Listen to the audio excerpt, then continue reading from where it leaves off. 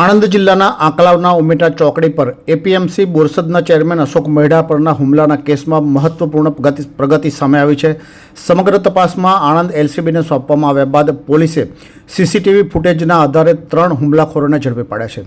આરોપીઓને ઓળખ પરેડ માટે 1 દિવસના રિમાન્ડ પણ મેળવવામાં આવ્યા છે। પોલીસે ઓળખ પરેડ બાદ આરોપીઓને ઘટના સ્થળે લઈ જઈ રિકન્સ્ટ્રક્શન પણ કર્યું છે, જ્યારે હજી પણ અન્ય 4 આરોપીઓ ફરાર છે અને તેમની શોધખોળ ચાલુ છે। ઉમેટા ચોકડી હુમલા કેસમાં મોટો ખુલાસો સામે આવ્યો છે। બોરસદ એપીએમસીના ચેરમેન અશોક મહેડા ઉપર થયો હતો હુમલો। 7 અજાણ્યા હુમલાખોરોએ હુમલો કરી ફોનની પણ ચલાવી હતી લૂંટ। ઘટના બાદ આંકલાવ પોલીસ મથકે નોંધાયો હતો ગુનો। ગુનાની તપાસ આણંદ એલસીબીને સોંપવામાં આવી હતી। આણંદ એલસીબીએ 3 આરોપીઓને ઝડપી પાડ્યા છે। સીસીટીવી ફૂટેજથી આરોપીઓ સુધી પહોંચી પોલીસ।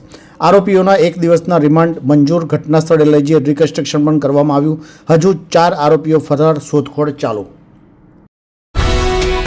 ये है हलचल टीवी नेटवर्क और आप देख रहे हैं हलचल टीवी न्यूज। हर हलचल पर नजर, हर हलचल की खबर।